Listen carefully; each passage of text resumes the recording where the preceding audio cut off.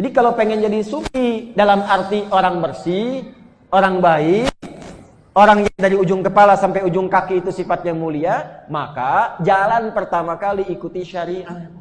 Sholat, tunaikan, tingkatkan dengan sunnah, puasa, baca Quran, rajin sedekah, itu sufi.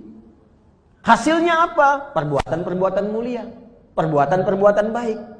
Kalau sudah dapat itu, maka dekat hubungan dengan Allah. Kedekatan itu bisa melihat, membedakan mana yang menurut Allah benar, mana yang tidak benar. Yang benar diikuti, yang salah ditinggalkan. Kemampuan membaca itu disebut dengan ma'rifat. Ma'rifat itu kenal, tahu. Ma'rifatullah, kenal Allah. Bagaimana kenal Allah? Lewat hukumnya, lewat syariatnya. Nah, ini yang menjadikan sufi itu pembatasannya, kalau dikumpulkan karakteristiknya menjadi tasawuf. Di tasawuf itu satu disiplin ilmu. Nasab sanadnya ada. Cuman jalurnya lewat syariat. Yang jadi persoalan kadang-kadang ada orang ingin meraih itu dengan menyalahi tuntunan syariat. Yang keluar dari syariat ini yang disoal. Jelas? Jadi kalau tujuan sufi itu bukan untuk melihat yang macam-macam. Saya ingin menjadi sufi karena saya ingin melewati sungai dengan jalan kaki. Ya nggak harus jadi sufi, jalan aja di sungai. Kalau sungainya dangkal, kan? Saya ingin menjadi sufi karena saya ingin bisa berjalan di lautan misalnya. Saya ingin jadi sufi karena ingin membaca pikiran orang. Bukan itu capaian tertingginya. Capaian tertingginya itu akhlak. Nanti Allah berikan kemuliaan. Biasanya kemuliaannya tampak setelah dia meninggal itu. Itu yang disebut dengan karamah. Jadi untuk Nabi itu mukjizat, untuk orang-orang mulia itu karamah. Karamah itu nampak nanti keutamanya setelah orangnya wafat. Karena itu orang-orang yang punya karamah biasanya nggak menjual karamahnya dan tidak buka praktek.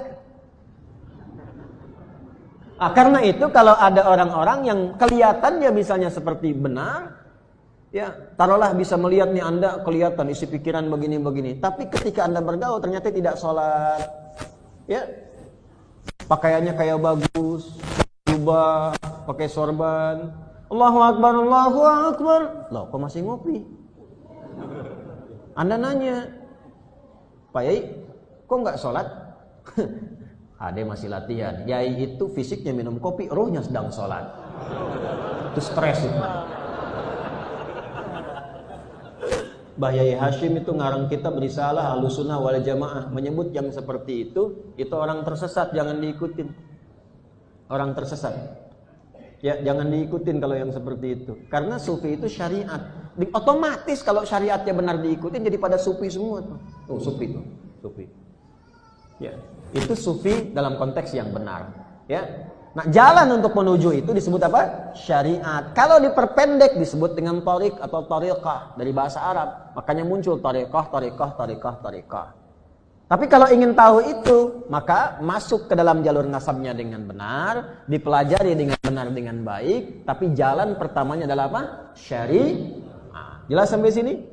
Baik, jadi persoalan sering muncul itu karena kontroversinya seringkali ada aliran atau praktek orang-orang tertentu yang prakteknya menyalahi syariat. Yang seperti itu nggak usah pusing-pusing, ya, dan jangan menjadikan diri kita tersandera dengan maksiat. Nggak usah sibuk pencela, nggak usah sibuk menjelek-jelekan, tinggalkan aja. Nanti ditinggalkan juga sepi sendiri.